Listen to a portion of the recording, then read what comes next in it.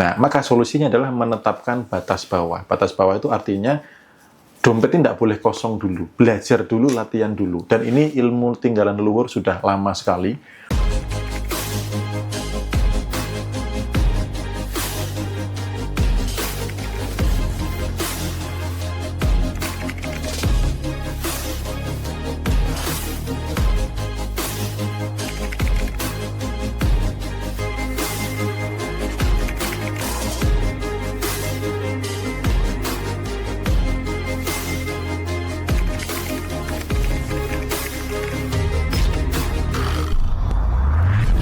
Nah, untuk memutus servo kantong kosong ini, Mas Bimo itu kan sarankan nih di e-book ya, yang namanya ada batas bawah.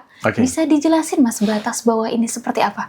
Ya, batas bawah ini ilmu keren sekali. Saya belajar dari Mas Arif Herha juga, salah satu guru vibrasi saya. Thank you Mas Arif Herha kalau nanti sampai di sana ya.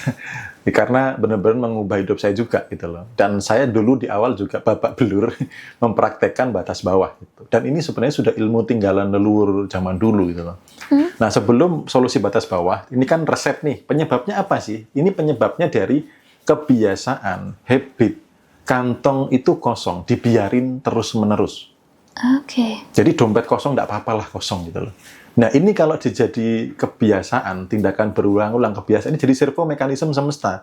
Ada mekanisme semesta yang, oh memang orang ini dompetnya harus selalu kosong sebelum akhir bulan misalkan. Sehingga dibuatlah ada sistem mekanisme otomatis yang membuat itu kosong. Kayak gitu. Ya. Resepnya apa? Resepnya adalah bagaimana mengkondisikan uang atau dompet tidak boleh kosong. Ini berlaku di dompet, nanti juga berlaku di rekening. Apalagi dulu saya kerja di salah satu perusahaan yang apa? Yang rekeningnya tuh bisa dikuras sampai habis, sampai nol. Bahkan sebelum gajian, saya pernah ngecek tuh minus. Kenapa minus? Karena sudah kepotong biaya bulanan admin dulu, tapi gaji belum masuk gitu. Ya itu udah terbiasa tuh, tiap bulan itu terbiasa kosong secara saldo rekening, dan dompet juga terbiasa kosong. Nah, maka solusinya adalah menetapkan batas bawah. Batas bawah itu artinya dompet ini tidak boleh kosong dulu. Belajar dulu, latihan dulu. Dan ini ilmu tinggalan leluhur sudah lama sekali. Contohnya, simbah-simbah dulu bilang, lumbung padi jangan sampai kosong. Itu tidak boleh kosong. Karena apa? Supaya mekanisme semesta mengenali bahwa lumbung padi, batas minimalnya berapa. Ketika batas bawah ini dikenali semesta, misal nih batas bawahnya adalah 1 kilo misal gitu ya. Ketika stok yang awalnya 10 kilo turun menjadi 8, 9, 7, 6, kemudian hampir menyentuh 1, maka akan ada mekanisme semesta yang membuat beras ini masuk. Sama kayak perokok tadi. Rokok habis nih, pas mau habis gitu ya, atau pas habis, karena dia dikenali semesta harus ngerokok, padahal belum gajian, ada cara yang membuat dia bisa ngerokok. Entah tiba-tiba teman lama datang ngasih rokok, entah disuruh ngecat rumah tetangga dikasih upah rokok, selalu ada mekanisme gitu.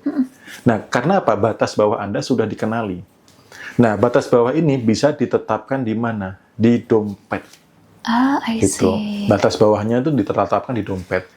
Nah, nanti biasakan aja teman-teman batas bawah nominalnya berapa ya yang oke ya gitu.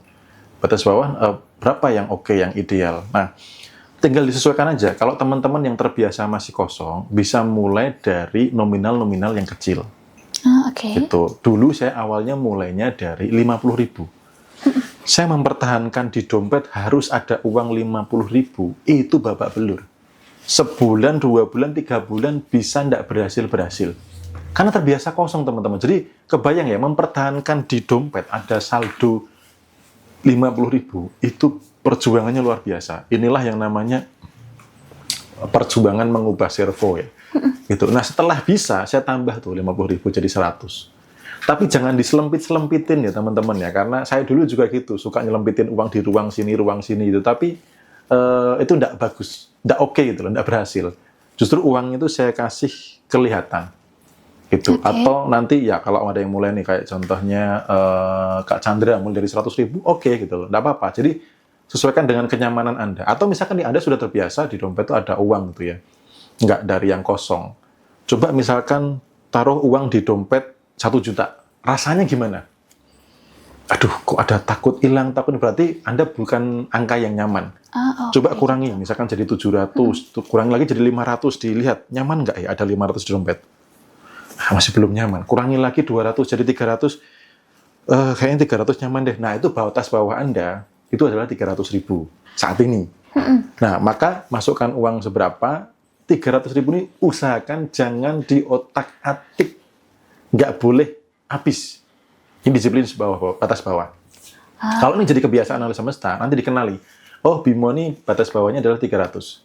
Sebelum uang saya menyentuh mendekati 300, akan ada cara uang itu masuk. Gitu loh. Karena ini ada apa? Tadi mekanisme semesta sama kayak pengkondisian uang kosong terus. Ketika ada habit servo uang dompet selalu ada isinya, ada mekanisme semesta yang membuat ini terisi. Gitu loh. Ini sebagai pancingan gitu, sebagai habit yang dipancarkan ke semesta. Nah, ketika nanti berhasil, coba tambah lagi. Karena ini juga ngelatih kenyamanan memiliki uang banyak. Gitu loh. Kadang kan gitu kan, karena tadi doktrin di masa lalu punya uang banyak rasanya gelisah. Dulu saya itu enggak berani, di dompet ada uang 500.000 enggak berani. Gitu loh. 1 juta tuh udah deg-degan, deg-deg gitu. Jadi kayak ngerasa nggak nyaman gitu loh. Nanti kalau dicuri gimana, nanti kalau dan padahal di area sekitar nggak ada copet dan macam-macam gitu, tapi rasa itu di bawah sadar tuh mancar. Mungkin teman-teman ngalamin nggak itu? Coba sekarang misalkan yang belum terbiasa nih, taruh uang di dompet 1 juta, coba Anda kemana itu, jalan-jalan kemana atau kemana, coba ada rasa-rasa gelisah nggak? Ada rasa-rasa was-was nggak? Nah berarti ada program belief system yang negatif terkait dengan uang. Itu batas bawah di dompet. Nanti latihannya apa? Batas bawah di rekening. Rekening juga sama, latih tuh gitu. Nanti semakin tingkatkan gitu. Misalkan dari batas bawah awalnya 50.000, nanti teman-teman bisa punya batas bawah di rekening itu jadi 50 juta. Tanpa harus mikir aku harus bisnis apa ya, aku ngapain ya, itu nanti dulu. Teman-teman disiplin dulu batas bawahnya gitu ya. Disiplin dulu batas bawahnya, baru nanti akan dibawa tuh ketika disiplin batas bawah, habis itu disiplin meningkatkan angkanya. Nanti ada mekanisme semesta, jadi tidak semuanya itu harus masuk akal di diri Anda, tidak semuanya harus Anda yang mengkondisikan. Ada pengkondisian dari mekanisme semesta gitu. Nah, yang bagus lagi, batas bawah itu adalah batas bawahnya sedekah. Gitu loh. Jadi setiap bulan ada kebiasaan sedekah berapa. Itu. Dan itu kalau ditingkatkan, maka otomatis. Saya tuh sekarang mengidolakan banget Timothy Ronald ya, yang benar-benar salah satu kiblatnya orang kaya gitu ya. Nah, dia kan sedekahnya setiap hari Jumat berapa ton beras kan gitu. Betul. Dia bangun sekolah gratis, goalsnya itu sampai bisa 1.000 nanti untuk sekolah gratis. Nah itu kalau jadikan habit, semesta mengenali bahwa si Timothy ini harus bersedekah sekian ton setiap minggunya. Itu maka ada mekanisme semesta juga yang membuat dia punya kekayaan yang luar biasa. Nah kalau teman-teman nanti di dompet sudah berhasil, ya kan, di rekening berhasil, cobalah punya habit. Anda memiliki batas bawah tiap bulan sedekah berapa? Nggak harus banyak kok. Ya, contoh misalkan dari 1 paket sembako dulu. 1 paket sembako itu berapa sih? Paling ada beras, ada telur, ada mie gitu ya, ada minyak goreng atau apa, mungkin sekitar 100 ribuan itu cukup ya, atau mungkin 150, satu dulu lah gitu. Nanti habis itu bisa ditingkatkan, bisa jadi 2 paket atau 1 paket dengan isi lebih banyak, nanti bisa ditingkatkan lagi gitu. Nah kalau ini jadi habit, jadi batas bawah, bahwa batas bawah seseorang itu harus sedekah, maka ini sangat luar biasa sekali gitu loh. Ini akan stabil, sama kayak zaman dulu orang mempertahankan, ingat ya, lubung padi tidak boleh kosong, dan itu tidak akan pernah kosong. Padahal kalau dilogikakan, orang dulu tuh nggak kerja ya kan, cuman bertani nunggunya berapa bulan, tapi kok bisa hidup ya? Itulah mekanisme semesta teman-teman. Kalau Anda sekarang mengingat-ingat tuh, orang tua Anda itu penghasilannya berapa, terutama yang tinggal di desa kayak saya gitu ya. Dia bisa loh nyekolahin 3 anak gitu loh. SPP-nya bisa, ngasih makan bisa. Padahal uangnya masuk tuh kalau di kalkulator tuh nggak bisa, rusak kalkulator manusia. Tapi itulah mekanisme semesta. Maka kita perlu menyadari ketika kita memberikan sebuah habit, ya, kebiasaan, dikenali semesta, pasti ada campur tangan mekanisme semesta yang mewujudkan itu, yang membentuk itu gitu. Oke, jadi kalau misalnya batas bawahnya ini 1 juta, sebelum nyampe ke 1 juta uangnya habis itu akan ada cara uang gitu. itu masuk. Oke, jadi uang itu terus ada, lama-lama kita akan merasa aman, vibrasi berubah, dan alam pun mulai menarik uang lebih banyak ya Mas Bimo? Betul, ya dari sisi rasanya akhirnya ketika mempertahankan isi dompet, sebenarnya goalsnya apa sih? Satu, batas bawah itu kan dikenali semesta. Goals yang kedua, rasa nih loh. Rasa kebiasaan. Contoh nih, teman-teman buka dompet sekarang ya, dimanapun Anda berada, yang punya dompet, coba dibuka. Ini untungnya tanggal muda ya, harusnya kita podcast tanggal 2 ya. Ketika Anda buka, gitu kan, kalau ada duitnya, rasanya gimana? Ah, masih punya duit. Atau, wah duitku banyak. Sekarang ketika Anda buka dompet, aduh kosong. Ini getarannya ngerusak, vibrasinya ngerusak gitu loh. Oke. Setiap buka dompet, aduh, orang bawa pedang gitu kan, serem gitu. Atau kalau teman-teman ngamatin ekspresi uang gitu kan, kan uang itu makin gede makin senyum kan, makin kecil makin cemberut. Aduh, kok serem banget sih mukanya gitu. Kok judes banget sih gitu. Kalau isi dompetnya tuh orang-orang judes kan berarti kan dikit nih gitu. Ya. Nah, ini yang dibentuk dari batas bawah tadi, itu ketika buka dompet masih ada uang. Begitu dibuka lagi, aku masih punya uang. Kalau nanti meningkat, uangku masih banyak. Uangku masih banyak. Dimanapun buka dompet, uangku masih banyak. Nah, kalau teman-teman nanti sudah paham benang merahnya, ya bukan di tindakannya. Kenapa Mas Bimo menyampaikan itu? Saya pun yang awalnya diajari hanya batas bawah di dompet, sekarang saya punya beberapa hal yang membuat saya merasa, kan goalsnya gini, merasa duitku banyak. Akhirnya apa? Di laci ada duit, gitu. Kemudian di tas ini ada duit, gitu loh. Lalu tadi di meja kerja yang rumah ya, bukan yang di sini ya. Kan rumah ada ruang kerja tuh, ada duit gitu, istri saya masuk, wih ada duit di atas meja, tak biarin aja gitu loh. Untuk apa? Memancarkan rasa, duitku tuh banyak, duitku ada di mana-mana gitu. Nah, rasa ini kan dari hukum law of vibration, rasa yang dominan Anda pancarkan, itulah kehidupan yang Anda tarik. Kalau saya memancarkan duit saya banyak, duit saya ada di mana-mana, maka akan menciptakan realita yang serupa. Nah, kalau vibrasinya kebalikan, kebayang nggak? Aduh, duitku habis. Aduh, tinggal sedikit. Ya, habis lagi. Dan itu memancar, menciptakan realita apa? Duit habis lagi, gitu loh. Ya, jadi fungsinya di situ, gitu. Jadi batas bawah ini misalnya di bulan pertama 1 juta, Mas Al. Nggak usah banyak-banyak, 100.000. Di bulan kedua, kalau bisa mempertahankan, dinaikkan lagi ya? Ya, jadi berusaha bertahan dulu, sudah nyaman belum? Sudah enak belum? Ibarat kata kayak orang latihan beban lah ya. Latihan beban dari 1 kilo itu kan, 1 kilo kiri di tangan dibuat jogging gitu. Oke, enggak sih gitu loh. Kalau 1 kilo masih ngos-ngosan ya biasakan 1 kilo dulu. Begitu 1 kilo udah enteng, aku ganti barbel yang 2 kilo lah gitu ya. Nah, ini mulai ada tantangan nih. Aku membiasakan dulu gitu. Jadi tidak harus selalu bulan pertama 100.000, bulan kedua langsung 200, enggak, biasakan dulu. Karena saya waktu 50.000 itu kan perjuangannya babak belur ya. 3 bulan tuh gagal-gagal terus teman-teman. Serius, ini pengalaman pribadi realita. Habis itu, ketika sudah stabil selama kurang lebih 3 bulan, berarti saya 6 bulan dari belajar, baru bisa naik ke 100.000. Jadi teman-teman ini butuh latihan gitu ya. Bukan sebuah yang setelah Anda tahu, Anda langsung bisa praktek totalitas, belum tentu. Apalagi yang terbiasa kosong gitu ya. Kalau yang terbiasa isi, coba disiplinkan angkanya atau tingkatkan. Nanti cek rezeki yang masuk gitu. Oke, nah itu dari sisi perilaku, Mas. Bagaimana jika dari belief system? Mungkin kan teman-teman sudah tahu ilmunya, cuman praktek kok susah banget. Apakah ini ada kaitannya dengan belief system? Dan itu bagaimana Mas cara merubah belief system itu? Ya, belief system ini yang membuat servo kantong kosong. Belief system itu adalah apa? Keyakinan negatif tentang uang. Gitu. Atau keyakinan negatif tentang kekayaan. Ya, misalkan punya uang yang banyak tuh ndak aman. Contohnya nih, contohnya punya uang yang banyak tuh ndak aman. Maka ada kegelisahan. Nah, ketika ada uang banyak, karena belief sistemnya punya uang itu adalah kegelisahan, gitu ya. Maka apa yang terjadi? Kalau ada uang, ini harus segera keluar. Tak pakai buat apa lagi ya? Ini tadi saya sekilas ngelihat seseorang yang dulu pernah private ke saya, tapi sekarang rezekinya udah luar biasa itu ya. Itu karena servo itu ya. Mas Bimo, saya tuh merasa ada yang salah nih. Uang saya kok di saldo rekening itu ada 40 juta. Saya rasa ada yang salah nih, kok mengendap gitu. Tapi begitu muter juga bisa lagi, kok saldo saya enggak banyak-banyak ya? Pak, mau apa sih gitu loh. Ini kan apa? Ada belief system saat itu kan. Akhirnya dikali diurai. Nah, sekarang apa? Duit banyak di rekening ya biarin aja.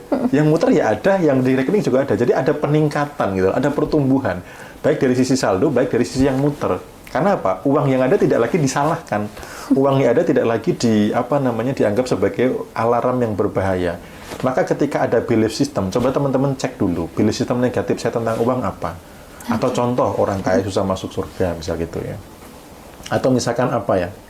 Yang sering saya jumpai buat kaum ibu-ibu adalah contohnya itu gini, nggak mau kaya, suaminya selingkuh gitu ya. Nah, solusinya itu ketika teman-teman punya belief system negatif itu ada dua. Yang pertama, teman-teman bisa hipnoterapi, ini yang dilakukan oleh orang lain. Okay. Atau salah satunya juga itu menemukan fakta kebalikan. Gitu. Contoh nih, misalkan kalau orang kaya pasti selingkuh. Anda carilah fakta orang kaya yang setia. Orang kaya nggak selingkuh. Untuk ngomongin bawah sadar Anda bahwa, oh ada kok orang kaya yang setia. Oke. Atau, oh banyak kok orang miskin juga yang selingkuh gitu kan. Bedanya di balik pohon pisang sama hotel bintang 5 kan gitu. Jadi bukan uangnya yang salah ternyata. Gitu loh. Karena kalau Anda mengkambing hitamkan uang, menyalahkan uang, itu sama Anda dengan menjauhi uang gitu loh. Walaupun realita fisik yang kelihatan berusaha mendekati uang, tapi bawah sadar Anda menjauhi uang. Sehingga ketika masuk, buru-buru harus menjauh. Karena uang ini bahaya. Atau tadi pilih sistem masa kecil yang kalau punya uang banyak tidak boleh. Gitu ya. Itu ada risiko bahaya gitu ya. Nanti diculik lah, nanti dicuri, nanti hilang gitu. Nah, teman-teman temukan orang kaya yang aman gitu loh. Orang kaya yang nggak dirampok, orang kaya yang nggak dicopet, orang kaya yang kemana-mana tetap selamat gitu ya. Karena kadang belief system ini kan mungkin karena dampak dari nonton berita yang negatif, gitu ya, dan sebagainya gitu. Akhirnya apa? Ada fakta negatif. Nah, teman-teman cari fakta kebalikan. Ya, jadi kalau belief system yang tidak dihipnoterapi, Anda tidak ada mungkin budget untuk hipnoterapi atau pengen nyoba yang sendiri dulu, itu cari fakta kebalikan. Keyakinan yang negatif tentang uang, cari fakta kebalikannya. Gitu. Ya tadi contoh gitu ya. Misalkan apalagi ya contoh belief system negatif tentang uang gitu ya. Misalkan uang akar dari kejahatan gitu ya. Nah, itu kan ini kan belief system negatif nih. Nah, Anda carilah orang yang kaya tapi tetap baik. Kaya tetap baik, tetap sedekah gitu loh. Atau orang kaya itu sombong gitu ya. Anda carilah orang kaya yang tetap rendah hati. Orang kaya yang tidak merendahkan orang lain. Cari fakta kebalikan. Jadi kalau Anda punya belief system negatif tentang uang, teman-teman cari di masa lalu ada belief system negatif tentang uang. Solusinya ada dua. Yang pertama bisa dilakukan dengan hipnoterapi, pembenahan belief system di bawah sadar, atau mencari fakta kebalikan, ngomongin bawah sadar. Oh itu loh, lihat. Orang kaya tetap baik hati, rendah hati, orang kaya tetap aman, kemana-mana selamat ya kan, dan orang kaya tetap setia. Nah itu carilah yang bisa Anda lihat betul, sambil ngomongin bawah sadar. Otomatis belief system yang lama tadi diperbaharui dengan keyakinan baru. Oke, jadi kalau mau ada orang ketiga, maksudnya ada pihak ketiga untuk ikut menyelesaikan servokantok, bisa pakai hipnoterapi ya, Mas? Ya, salah satunya bisa pakai hipnoterapi. Jadi ada pembenahan, pemaknaan ulang, bendahara keyakinan negatif di bawah sadar. Karena itu kan adanya di bawah sadar. Oke, jadi kalau mau sendiri, cari bukti kebalikan ya? Bukti kebalikan atau fakta kebalikan. Ternyata pemahaman saya salah kok. Ternyata ada juga kok gitu orang kaya yang baik, yang setia, yang rendah hati gitu. Itu pada saat kondisi sedang banyak utang atau minus, selalu ada yang bisa disyukuri kok. Jadi memancarkan rasa kelimpahan itu dengan salah satunya paling gampang tuh syukur.